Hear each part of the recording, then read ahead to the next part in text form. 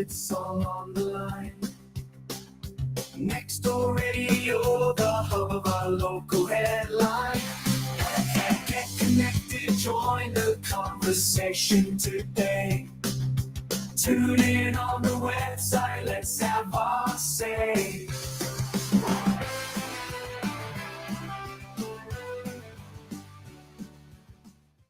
Good morning. You are listening to Next Door Radio on the Next Door Radio app, and nextdoorradio.com. This is the Helpers Hour. I'm so excited this morning. I'm mixing up my words. My name is Kellie Syfan with Clove Hitch Behavior, and I'm very excited to be joined by two guests today. We have Joey Baker and Kate Fisher of Peak Valley Bodywork. How are you both this morning? We Wonderful. are so good. Thank you so much for having us, Kellie. Absolutely. So I really want to hear a little bit about yourselves and how you got started in Peak Valley. Go ahead and give us a little bit of background to start. Okay. I'll take the lead on this one if you don't mind. So Peak Valley actually started out as my brainchild. Mm-hmm. So I started Peak Valley in 2020, January of 2020, and I'm sure that year is going to ring a bell for a lot of people. So I started Peak Valley and then promptly 60 days later had to shut down due to COVID. And I was shut down for like 9-10 months. And as I'm sure any other entrepreneur will tell you, like the first year is really, really vital. So that was a really interesting start to my business. So yeah, after about like the 10 month mark, I started to see a small uptick in my regulars coming back. And eventually got some new blood in the office. So those were my baby days, and that was a bit of an uphill battle after COVID. Then I think it was, let's see, it's 2024 now. Wow. Yeah, man, time flies. So 2023 is when you joined me. January 23. January 23. So fast forward from 2020 and when all hell broke loose. And then fast forward to now in 2023, Joey joined me and he's been co-owner and my business partner for a year now, a little over. Yeah. Awesome. And yeah, it's been awesome. It's been a really good ride. Peak Valley always been body work. Do you have anything else incorporated? Yeah, we are solely massage and body work right now. I mean, as much as we love a fully integrative health clinic, which is actually a background that Joey and I both share coming from. Yeah, we both came from, actually before I started Peak Valley Bodywork, I was at an integrative holistic health clinic that had everything under the sun. And it was like your one-stop shop for healthcare. It was chiropractic and bodywork and medical and cryotherapy, rehabilitative personal training. I mean, you name it, we've just about had it. As much as I would love to have all of that at Peak Valley Bodywork, that's not where we're at right now. So it is the two of us as therapists doing what we do. Yeah. Gotcha. But you as well have, Joey, you've got a background in some of the more holistic, just experiencing that. Yes. Gotcha. So I've been licensed for 14 years. And in my first year, I immediately started working in the chiropractic field. And from there, I've been with different athletic organizations, different teams, different doctors, different facilities. I've run the gamut of different experiences, but all with the aim of let's take every piece of, healthy manipulation, body work, if it's adjustments or massage or what have you, and let's team all that together to make this group of people as healthy as possible. So that's always been the goal. Yeah. That's incredible. So you've got this amazing mix between the two of you of different holistic ways of helping with the body in general, and you're focused at Peak Valley specifically on body work. Why body work? Why not Peak Valley massage? What's the difference there? Oh my gosh, I love this question. I love that we have a platform to actually discuss this on on a grander scale, right? Because I mean, we make this definition a lot and just on a individual singular level, right? Like people ask us all the time, well, why do you say body work? What is body work? Is it different than massage therapy? So I think the most condensed answer is when we say body work, it falls under the umbrella of massage therapy. So it's not that we're doing an entirely different thing. Body work is more encompassing. So to me, body work includes tools like cupping and scraping and fascia blasting, things that are still manipulating tissue, but I'm not necessarily using hands or elbows to do that. And I actually asked Joey this morning because I hadn't heard his definition in a while, but I asked him I said, well, what is body work to you? Like, why do you say body work? And so I'll let you. to me, the word massage brings up an image in people's heads. People have this preconceived notion of what getting a massage is. It's something you do on a cruise ship or you're on vacation, and it's very spa-like. It's solely meant for relaxation, and it's treated as a luxury item. Oftentimes, at least I think historically that's been the case. As the years go by and it's becoming more and more of a normal in our society, people are starting to change how they define that. But the purpose to me of the word bodywork is it gets people to ask the question. You tell people that you're a body worker and they go, well, what does that mean? And then you get to kind of start fresh and explain what it is you do. Whereas if you say you're a massage therapist, people automatically, assume maybe an idea of what it is that you do that might not be accurate. Sure. Yeah, massage tends to conjure up the image that you see on stock imaging there's on the Google. stones on the back. The stones and someone's laying the like girl. this is my favorite happens. one. Nobody For does everybody this. And just always listening, the it's most a perfect face look. sideways. Yes. Exactly. Oh, always. You can lay like that for 0.5 seconds. Everybody gets tired of that position. It's just not accurate. And always like with my favorite is the most perfect lotus flower. I don't know where people are getting lotus flowers. Classic. I don't know anybody that's doing that.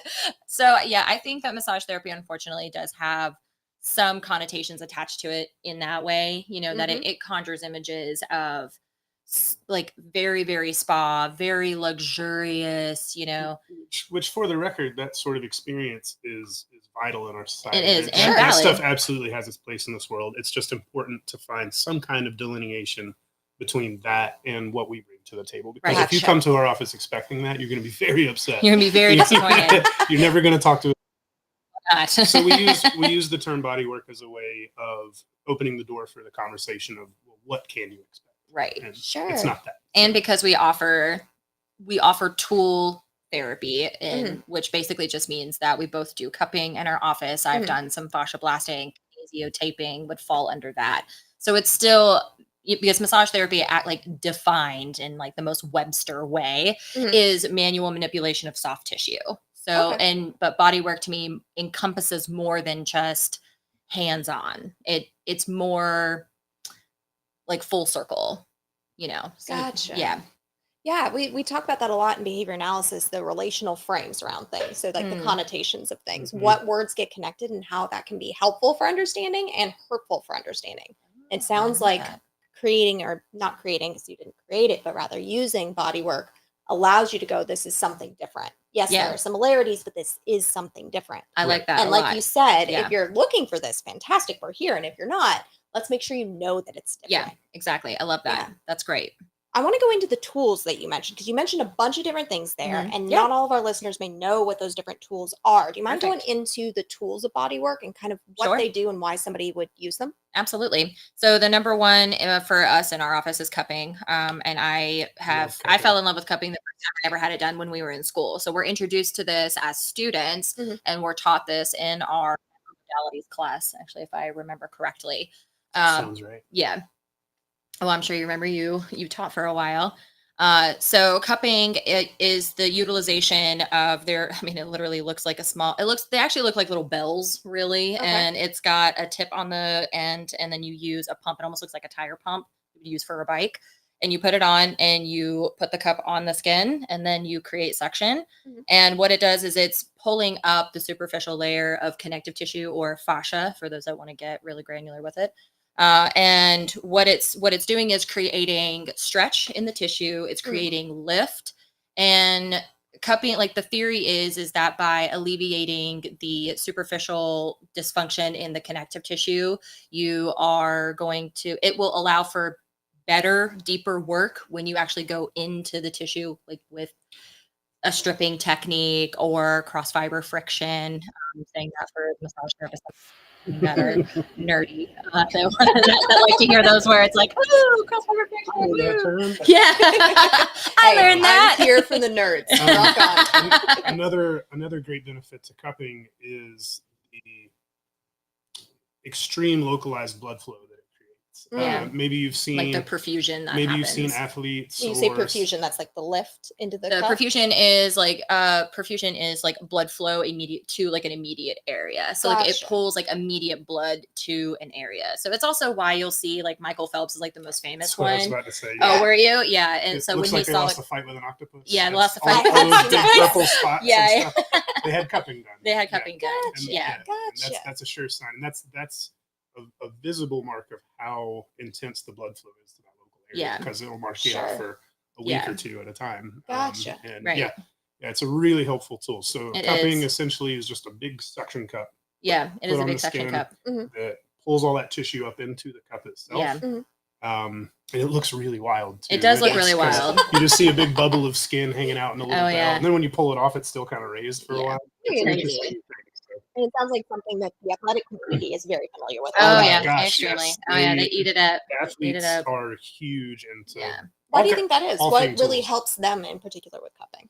I don't know that it's necessarily more helpful to athletes than it would be to anybody else. I think athletes are just, they're intense enough in a personality that they're willing to do whatever to perform I was better. gonna say Gotcha. they like to throw everything in the kitchen sink at Yeah. themselves in the Sure. gym and outside of it. So I think So they're kind of on the cutting edge of I bodybuilding. would say yeah, a little they're bit like they're willing anything and to try everything. whatever. Oh Yeah. yeah. and Yeah, it's- yeah. If you even suggest that they might perform 5% better, they're all over it. Oh Gotcha. right.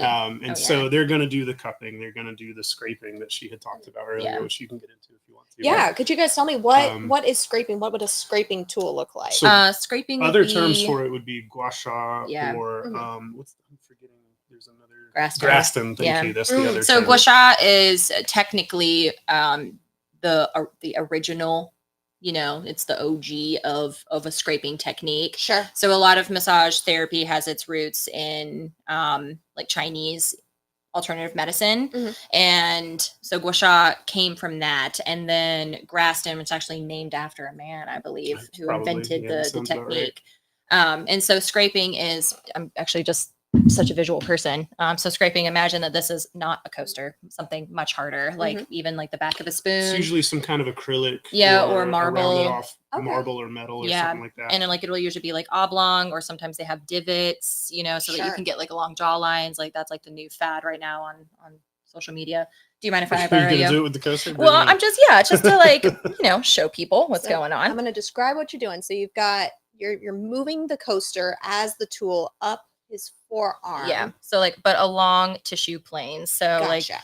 I mean, like I can go in and find trigger points, like found like a top band, and like what you would do with a scraper Mhm. is take it over. It's similar to cupping in that you are working with superficial. Sorry if that's getting a little I mean, a little surprisingly chafy. effective. Yeah, Surprisingly effective. Okay, noted. Coaster. Okay, well, actually, New when in tool. doubt, everybody, coasters work Yeah. for a quick scrape. But again, the idea would be that you're kind of forcibly, and I mean forcibly, because Sure. one of the goals with scraping is actually you're trying to break capillaries. Capillaries are the end point of your blood vessels. So Okay. that's what's going to provide blood to the most superficial tissues, including your skin, is a capillary, right?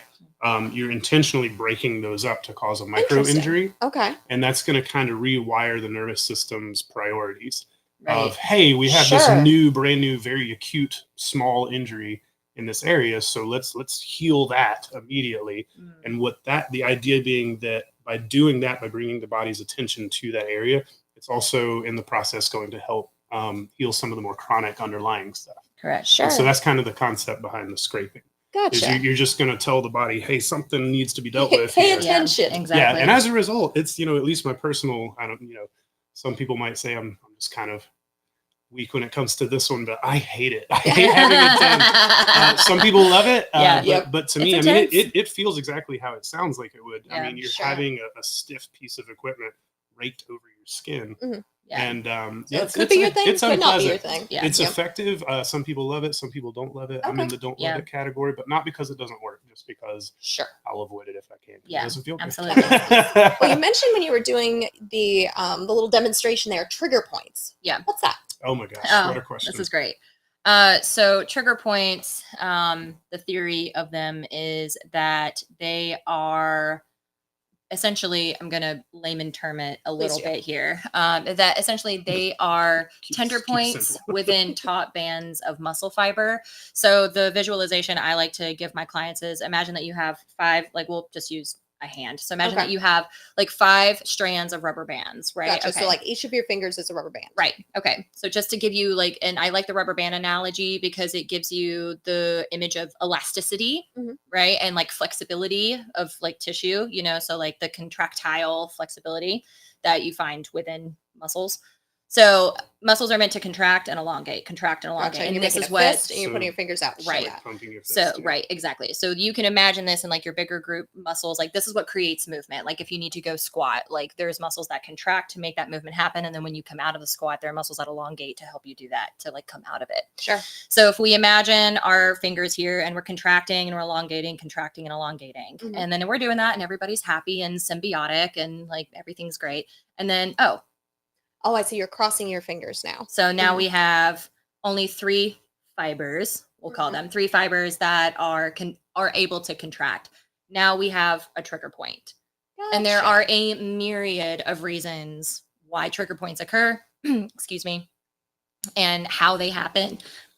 There's actually still a lot of science out. Say that's one of the fun things about trigger points is exactly how and why they happen the way they do is still not really understood. Yeah, not fully understood. We don't really know.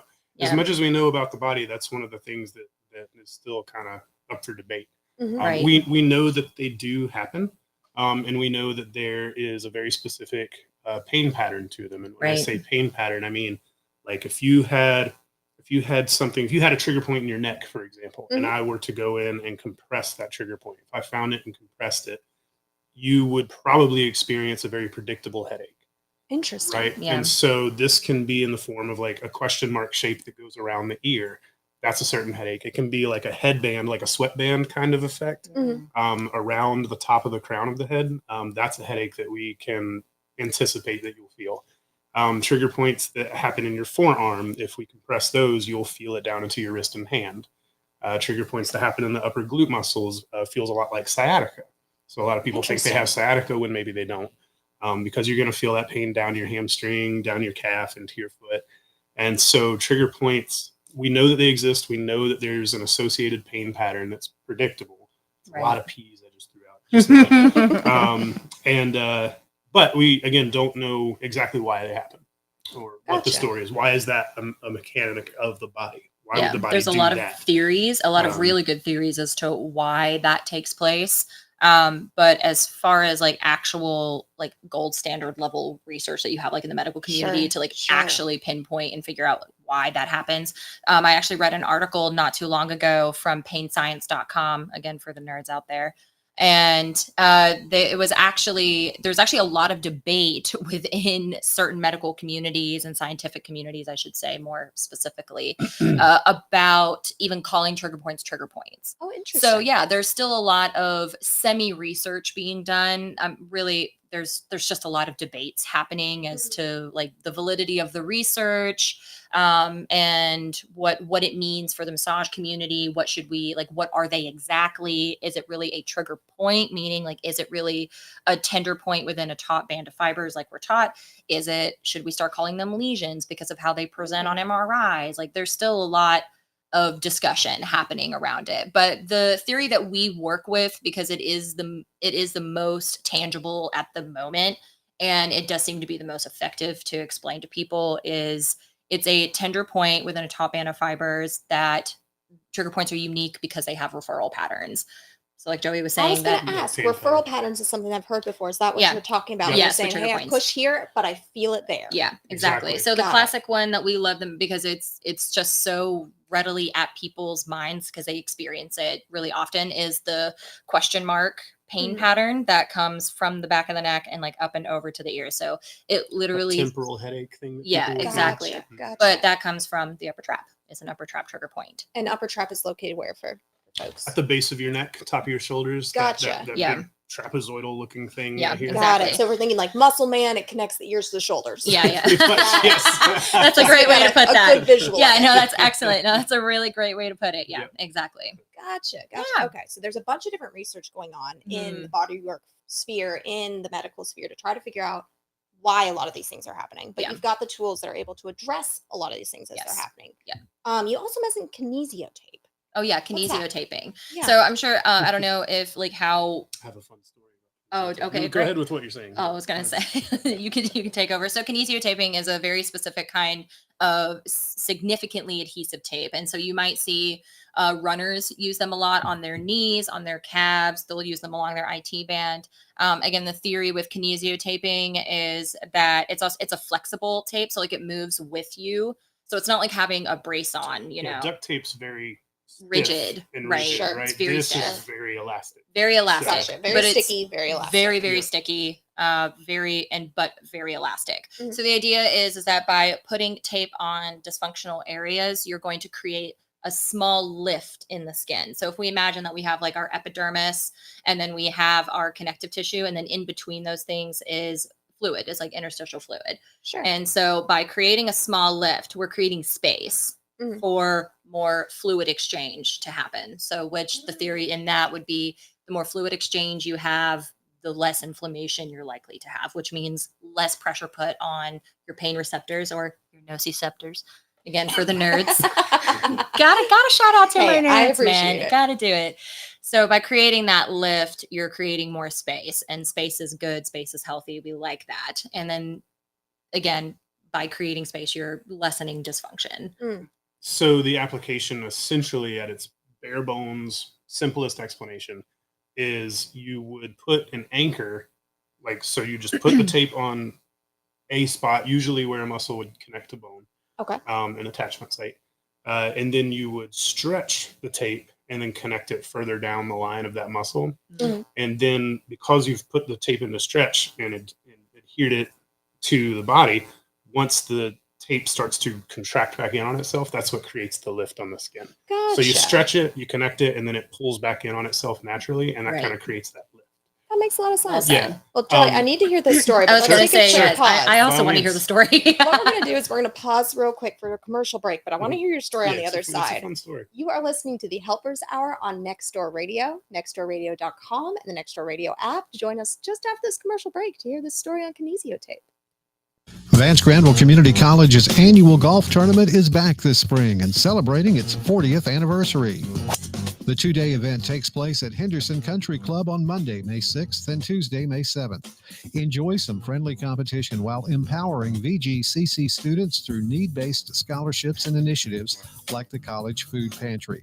There are plenty of opportunities to support the fundraiser even if you've never swung a club. Visit vgcc.edu/golf to sign up today as a sponsor or a golfer. Call the VGCC Foundation at 252-738-3264 or email foundation@vgcc.edu to learn more.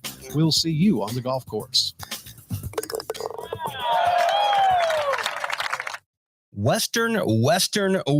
Boots, belts, buckles, bolos, hats, and Western saddles. Come by and see how Parham Outfitters has not lost its Western roots. And check out their nice selection of firearms as well. They're located at 946 West Andrews Avenue in the Crossroads Shopping Center on I-85 exit 214. Stop by Parham Outfitters today to see how they can help you. Need a place for a one-stop shop for all your advertising and promotional items? Outside the Box Promotions and Apparel has you covered for screen print, vinyl, heat transfer, embroidery, plaques, banners, yard sales, laser engraving, and even medals and coins. Outside the Box Promotions and Apparel prides themselves in the quality of their work and has quick turnaround times. A one-stop shop for all your advertising and promotional needs. Call today at 252-213-4072. Visit their website at www.otb27537.com for more information. Outside the Box Promotions and Apparel is your one-stop shop. Outside the Box is located on Industry Drive in Henderson.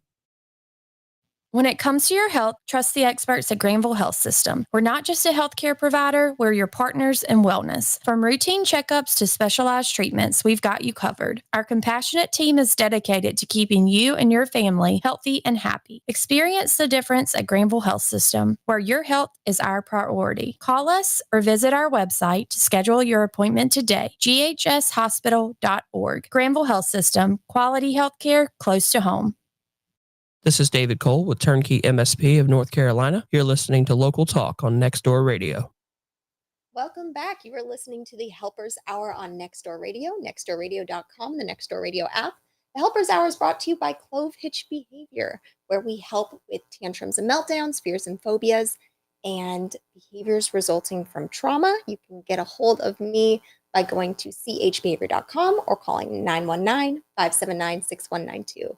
I'm so excited to get back to our interview with Joey Baker and Kate Fisher of Peak Valley Bodywork. We left on the other side of this commercial break waiting on a story. Can you tell us a little bit about what you got going on there? Yes. So in regards to the kinesiotaping. Yes. So I spent 4 years as an instructor at what was then the Medical Arts School, but is what now is called the Gwinnett College.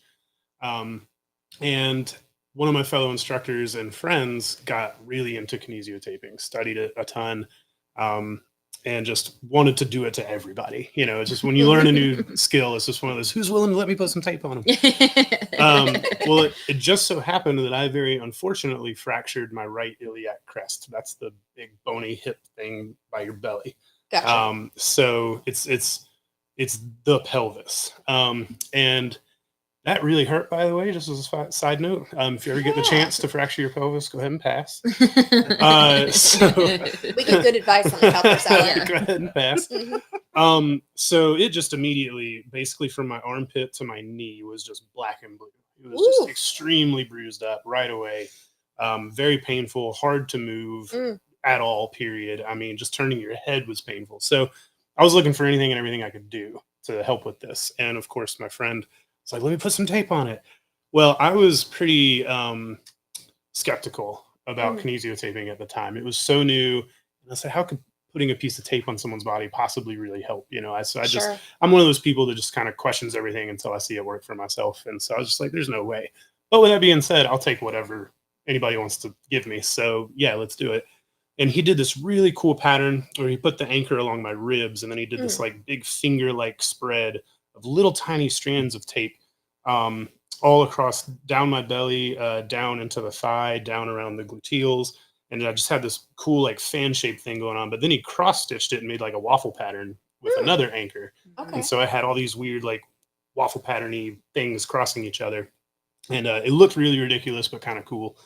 And new tattoo idea. Yeah, exactly. And what was neat was right away, the pain was reduced. Like as soon as he was done and I went to move, the pain was reduced by about 50%. Oh, wow. Right away. That's substantial. I mean, I could actually move again without complete agony.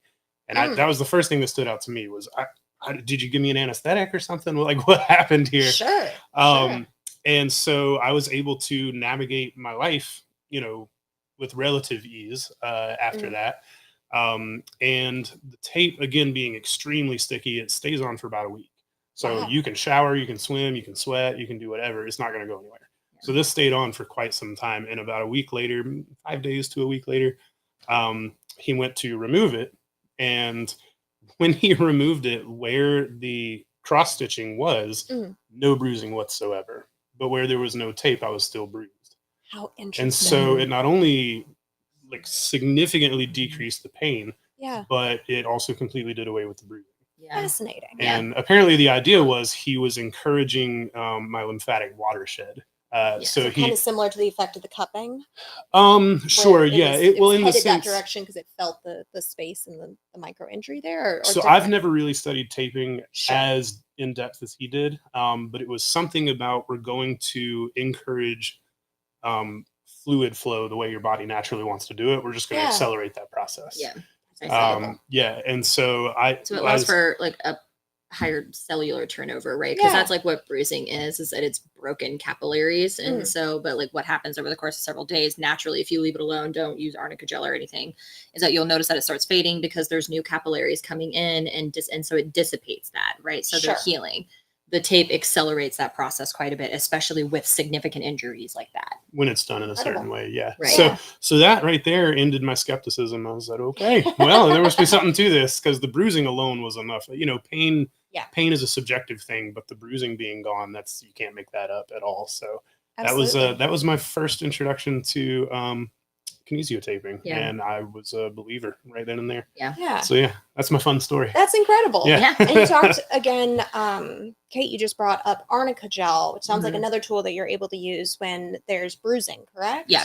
So arnica gel is, I mean, you can go buy it at a grocery store, CVS, but available to arnica everybody. is thought to improve bruising. So like, it's meant to like improve like cellular turnover essentially. Like, so it's a plant derivative that they turned into a gel form. So it's also like cooling and soothing. And like most of them, like the one I have at home has aloe in it, you know? Okay. So yeah, it's thought to do that. So I keep some around, and I usually put some on after I've done a cupping session with somebody, just to help accelerate the healing process of the bruising. You know, especially since it's summertime, people are wearing tank tops more, you know, less Sure. interested in having like these big cup marks all over your back. Sure. Hey man, it's a good conversation starter, I'll tell you that. I love showing off cut marks. So. Yeah. That's hilarious to begin. But looking at all these different tools that you have, it sounds like you could go in and help somebody just with maintenance, or you could go and do full almost rehab with someone. Like you were rehabbing your hip in that story that you told. Oh, very much Yeah, so. Yeah, definitely. that became a daily practice. That became a daily practice. I wanted to move again. So that's great because, you know, one of the things that we have this conversation quite a bit with people, and it's, you know, when should you see a massage therapist or a body worker or a chiropractor or whatever it is you go see? When is an appropriate time to do that? And it ranges from preventative to maintenance, you know, because sometimes there's just issues that just aren't going to go away, unfortunately. Sure. If something is chronic enough, that's just kind of, unfortunately, something you live with now. But we can definitely improve on, you know, that situation as far as how big of a deal is it to deal with and how manageable is it. So there's prevention, which is great. There's management. I don't really love the term pain management. I don't want to manage your pain. I want to get rid of it. But, you know, sometimes you just got to call it what it is. Sure. And then there's the full on rehab, which is I got hurt. It's either post-op or post-injury or whatever it is. And it's, you know, like I need to get this worked out and we need to get back to a normal life.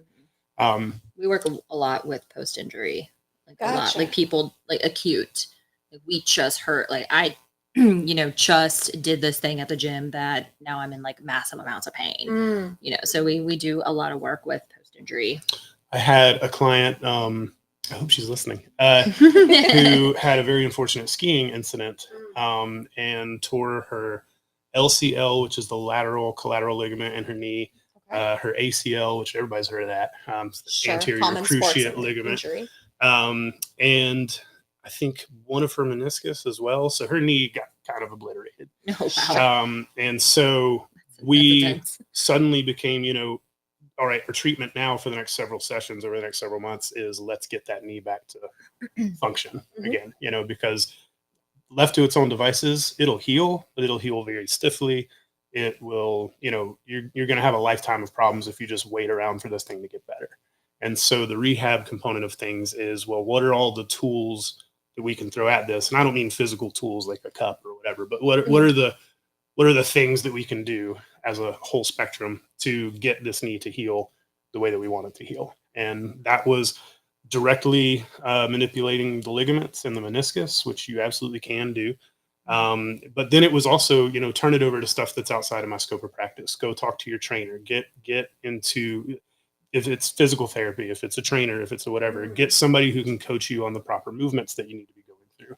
You know, you have to use the joint for it to heal properly. It's one of the fun examples I give is like, if a lion sprains his ankle, he's not going to stop hunting. He doesn't have that option, right? Yeah. Or she doesn't have that option. Humans were traditionally taught the RICE. Yes. Yeah. Yep. So rest, ice, compression, and elevation. Right. Yeah. The rest part of that, I don't personally think is a great idea. There's a certain amount of rest that, of course, you're going to have to do. Your body's not going to give you a choice. Short-term rest. Is So rest when you have to, work when you can. Gotcha. Like even if it's as simple as like, all right, I'm going to get up from the couch and I'm going to hobble over to the refrigerator, get a snack, and I'm going to come back on the couch. Gotcha. Even if it's something as simple as that, if you Kind can of a use it or lose it. exactly, Yeah. if you Oh, can yeah, great way to get put it. if you can get an injured joint or an injured tissue to work, it will heal quicker and it will be better off long term. Right. And so that's the whole, when I say rehab, that's the pretty much the grand idea of what I mean by rehab. Is That makes how do we go sense. about using our body in a way that'll benefit us long term after an injury? Yeah, it sounds like there's a lot of collaboration that you have with other providers as well. It's not like, oh, Bodywork's the only thing, we're just sticking here. You mentioned that you both have backgrounds in collaboration with chiropractic and all sorts of different holistic providers. And you mentioned physical therapy. Yeah. When should somebody go, hey, preventative wise, I'm going to go to Bodywork? And when should they go, hey, I need kind of a team of providers here? Some other things that might pair well with Bodywork in order to love move it. forward and heal. That's awesome. Yeah, I would say if you have all of those means available to you, use them. Take advantage. I mean, I would say that the physical therapy thing, and I hope that physical therapists would agree with this, the ones I've talked to seem to, that physical therapy is going to come into play post-injury or post-operation. It's not like me sitting here pain-free, fully functional, at least as far as I can tell, I'm pain-free and fully functional at the moment. There's not, if I were to go to a physical therapist with that and be like, hey, I'm pain-free and fully functional, they'd be like, okay, why are you in my office? Because that's great, but what do you want me to do with that? Whereas in our field, if somebody comes in, they say I'm pain-free and fully functional, we'll go, hooray, let's make sure it stays that way. Gotcha. Because in the physical therapy realm, that's going to be a lot of prescriptive exercise and things of that nature. It's going to be very geared towards, you have a hurt knee, let's get that knee functional again. Now, I'm sure that there are areas of physical therapy that maybe I haven't been hugely exposed to where they can take someone who's fully functional and keep them that way. I'm sure that exists. Sure, probably in the sports realm. Definitely. Yeah. College football teams and stuff like that, they have those people for sure. Absolutely. But generally speaking, when you think physical therapy, you're thinking, I am trying to actively to recover from something. Gotcha. Whereas in our case, we can help you with the recovery, or we can just help you with the prevention. Because having something beneficial done to your tissues, the way that we would approach it is always a good idea. So that's kind of the difference there. But chiropractic is very much the same way. You don't have to wait until you have a collapsed disc or something like that, something herniated something or other, to go see a chiropractor. I go to my chiropractor every other week, have been for 15 years. And people ask, well, why do you go to the chiropractor? Like, what is it that you're there to get done? Nothing. And that's the point. I think I'm in this shape because I routinely get body work and adjustments and things of that nature. I don't wait until, I'm close to dying to drink water and eat food. You just go ahead and do that regularly. Right. Right. Gotcha. So preventative care is the best care. Yeah. Right. I'm hoping I'm answering your question. Absolutely. Correctly. Absolutely. So yeah, whereas like physical therapy, orthopedic doctors, stuff like that, that's almost always going to be something got hurt and we need to deal with that hurt. Sure. Whereas the chiropractic, massage world, stuff like that, has a lot more flexibility to be preventative. Yeah. Gotcha. Now, a word that I've used, or rather heard used before, is biomechanical. What does that mean, and how does that relate to what you're doing at Peak Valley? Biomechanical, in my definition, is describing how your body was designed to move and how well it's doing that job. Oh, okay. So if you think mechanical, the hinges on these microphones, that's a mechanical device, right? You can take the hinge this way, you can't take it that way. Sure. You know what I mean? So that's mechanical. Bio simply meaning your body or life. It's a living organism that we're talking about. So your body 100% is created to move a certain way. And if it's not doing that, you're going to start to have compound issues that arise from that problem. So when we look at the biomechanical rehab, we're thinking, what kind of movement is happening? Is that the kind of movement we want to see happen? Is that what's supposed to be happening? And if so, great. And if not so, how do we get it to do that? If you can't lift your arms over your head, then why not? And what do we have to do to make sure that you can? Gotcha. Does that make sense? Absolutely, that makes sense. Yeah. So if somebody is listening and going, hey, this sounds really good, maybe I could call Peak Valley Bodywork. Maybe this would be something that I'd want to pursue. Yeah. What would be the sort of people that would normally call y'all? Oh, great question. Oh, wow. I mean, I've been talking for a while. You want to answer that? No, go ahead. You're on a roll, man. I'm loving it, man. Let's hear it, Joey. I feel like I'm a listener too. I'm like, oh, what's he going to say next? This is exciting. So with Peak Valley Bodywork specifically as a company, we honestly have been quite shocked that we've gotten a little bit of everybody. That we don't really have a demographic of people. You know, Sure. there's been offices I've worked in where we specifically were working with acute injury. And so everybody that called us was in a world of pain. And by the way, working in an environment like that's a lot of fun because everybody you treat is in a really bad mood. Yeah. You just have to get used to that. So It's true. not you, they're just in pain. And I've worked with, you know, athletic organizations. And so obviously you're going to be working with young athletes all day, every day. I'm sure.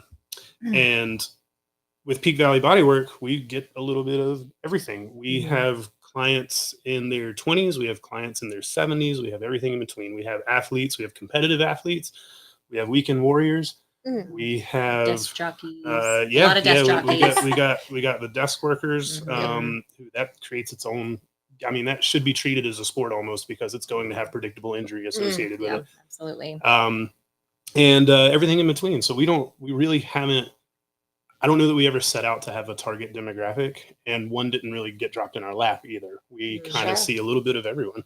I think, I'm trying to think of if there's a a group of, you know, the most people that would call us, and I don't think we really have one. No, I think instead of like looking at it as we have a specific demographic, I think we have a specific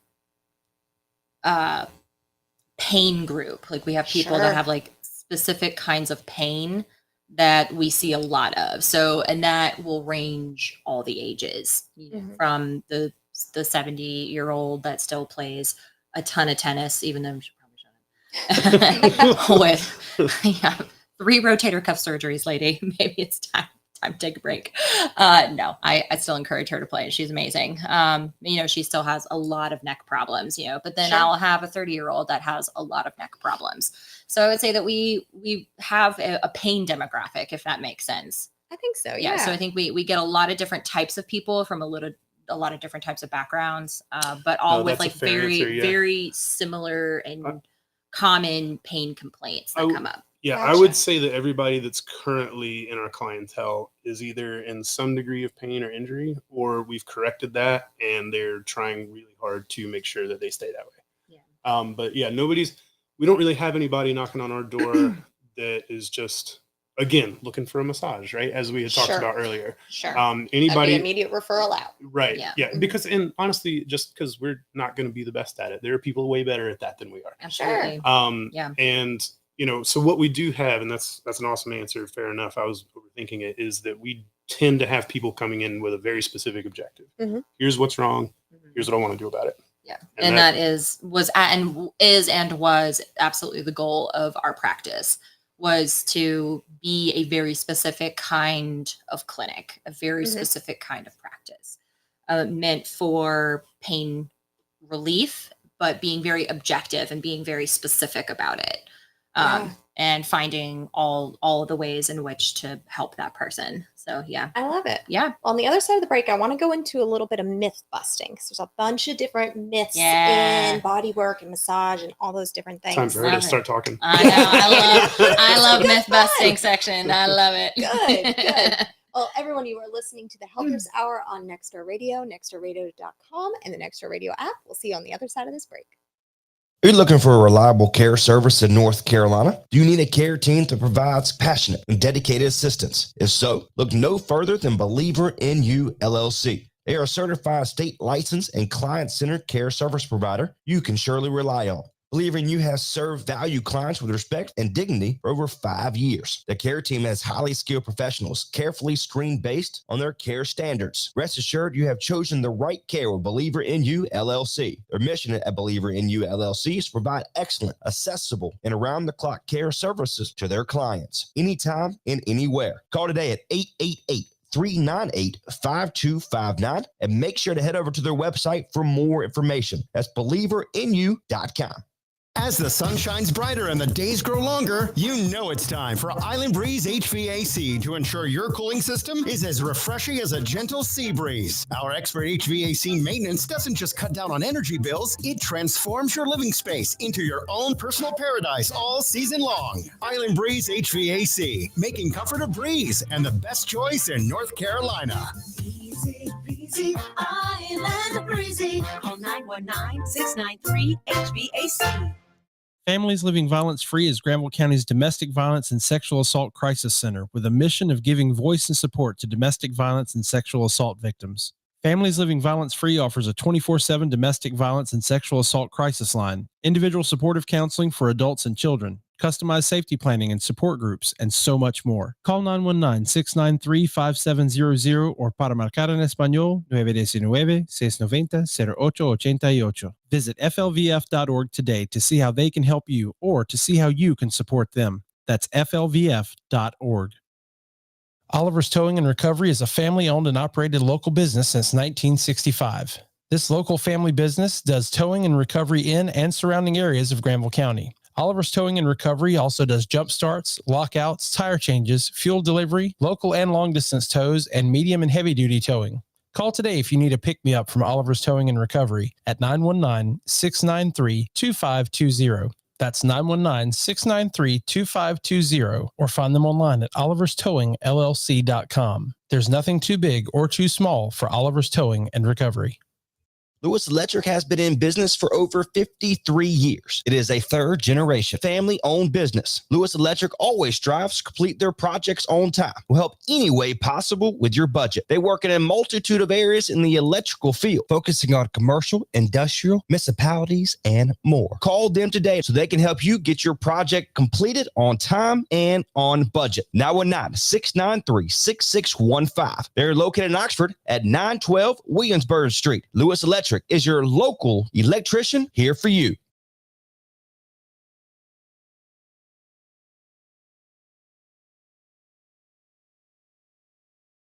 PlumServe LLC technicians have over 20 years of experience in plumbing repair and services. They pride themselves in being a local, honest, and professional company. Let them give you a quote today on those needed upgrades in your home. Your choice for plumbing in Creedmoor, Oxford, Henderson, Durham, Raleigh, Chapel Hill, Cary, Apex, Stem, Garner, and the greater Triangle area. Visit their website today to schedule. You can contact them there as well. PlumServeLLC.com. Again, that's PlumServeLLC.com. Welcome back. You are listening to the Helpers Hour on Nextdoor Radio, nextdoorradio.com, and the Nextdoor Radio app. We are finishing up with Joey and Kate today of Peak Valley Bodywork. Now, I was talking in the break and trying to figure out some of the vernacular around the words, around massage therapy, masseuse, body work. Can you help me with that? I want to make sure that I know the differences. That word makes me hurt every time. Yeah, and I want to know why it makes you hurt as well.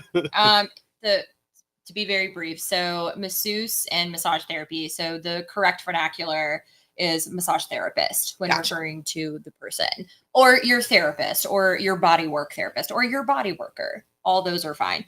Masseuse, all acceptable. All acceptable. Masseuse or masseur is the one that is not acceptable. Gotcha. The reason being is that massage therapy as an industry, sadly, is still steeped in a lot of illicit connotations. So, looking at like what a masseuse would provide in an illicit and illegal way. Gotcha. So that's why we make the differentiation, and we're very strict about that in our office. And I am not shy at all about correcting people in my office or out in the real world. It's massage therapist. That's the correct vernacular. Sure. Just because it differentiates us from other sects that are using it for different purposes. Gotcha. According to our board, masseuse is directly attached to prostitution. Yes. Gotcha. To put it bluntly, to the point where if we use that word in any of our advertising or anything, if that word appears, very high risk of being stripped of your license. They take it extremely seriously. Which is why a lot of therapists take the word very seriously. And it's also why we stay away from words like rub and rubbing. We worked with a therapist for several years at a clinic that we were both at, and she was just bent on using that word. Just rub. I'm like, stop. Like, that's not appropriate, and it's not professional language. That's a really good word there, that you are professionals that have training. Yes. You have board certification. We do. You have checks. Like, you're coming at this from a very professional medical side of things. Yes, ma'am. Rather than another side of things. Correct. And to not get those mixed up. Right. makes a big difference. Very important. Very important. A lot of the people, like just out in the world, people that use the word masseuse obviously are not implying anything. Sure. This is just about education. And so, and when I do correct people about masseuse versus massage therapist, it's usually followed up with, oh, why is that? So that's why. It's because of what it's attached to and what we're trying to get away from as an industry. So we're trying to make clear delineations so that you understand what you're looking for and what you're getting. So gotcha. Yeah. So we're providing legit licensed medical and sports body work. That is what we're providing. If you're shopping for a massage therapist and the word masseuse comes up or something like that, run. Not the one to go to. That's totally fair. Not what you're looking for. Not what you're looking for. So you can't be looking for the spa experience. Still a massage therapist. Still a massage therapist. For the body work experience.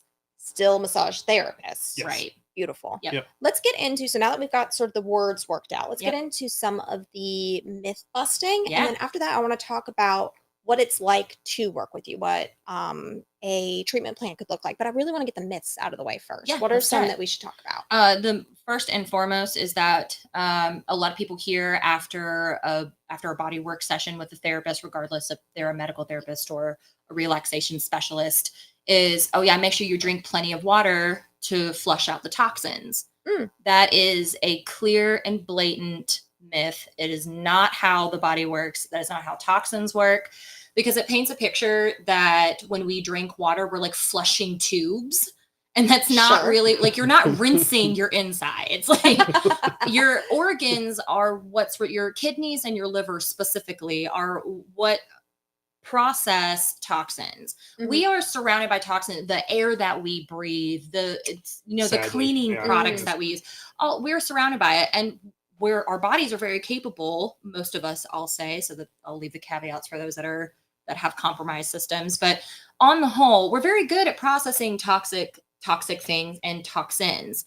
So it's just really vague and ambiguous about what exactly you're flushing and how that's working. So water is hydrating, it is necessary, and your organs need it to function. And yes, it is needed to help with the process of flushing. I don't really like that word anymore, but we'll say processing instead.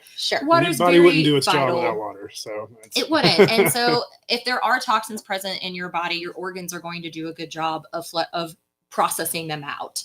Water is just an essential part of life, and you should be drinking it because you just should be drinking water. And I don't like the idea that you need to drink a bunch of water post session. You should be drinking a bunch of water as a rule. Just do that. So anyway. massage therapy has nothing to do with toxins. There is no evidence, and I really cannot stress this enough, because I don't even know how much research till my eyes bled research on. There is no evidence to support that massage therapy releases anything. Interesting. So we know that there is something called post-massage malaise phenomena. So sometimes after somebody receives very deep work, it actually can have a toxifying effect if you wanted to get really nitty-gritty about it. So sometimes people can feel fatigued. They can feel kind of like floaty and off a little bit. We don't really understand why. We're not really sure why that happens. And trust me, I've looked into it. I tried to find the answers. I promise. I tried to find the answers to this. But that's why it's called a phenomena.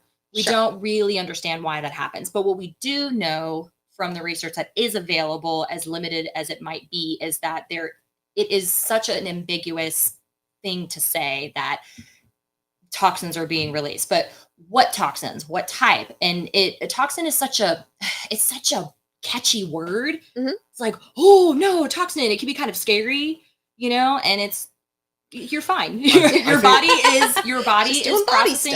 And even if things are being released into, like, is it being released into the bloodstream, into your lymphatic system? Like, where are these toxins going? Like, what are these free agents specifically? So I think before we can just go throwing around blatant blanket statements like, oh, it flushes toxins, it releases toxins. Like, we have to know what we're talking about first. And the truth is that we just don't.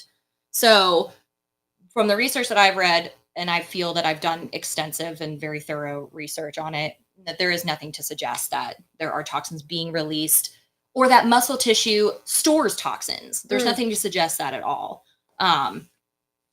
we're just not sure what causes the post-massage malaise. And that's not even that frequent. I don't know that we have a lot of, and we're very deep body workers. In the, I don't know, thousands of hours of body work I've received, I've experienced that once. Oh, interesting. Yeah. And it was after a 2.5-hour session. Woo! Yeah.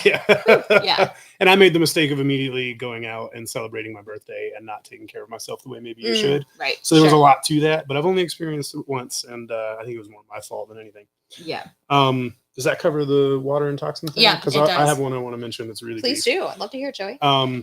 There's this belief, not only in the public, but in the eyes of other fellow therapists, that you can't work on somebody in the first trimester of pregnancy. That is somehow very dangerous to the pregnancy. And that is just 100% absolutely false.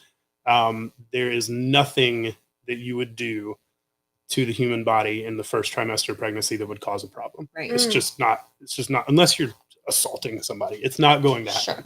Sure. There is nothing you can So do. be cautious, but also it's not inherently dangerous. Correct.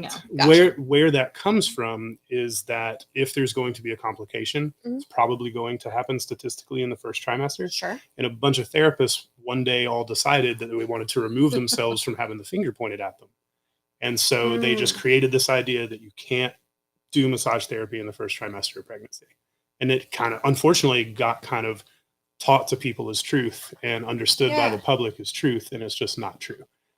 So if you're looking for, if you're somebody that is currently pregnant, looking for prenatal work, something like that, you can absolutely do it in the first trimester. I 100% suggest that you do.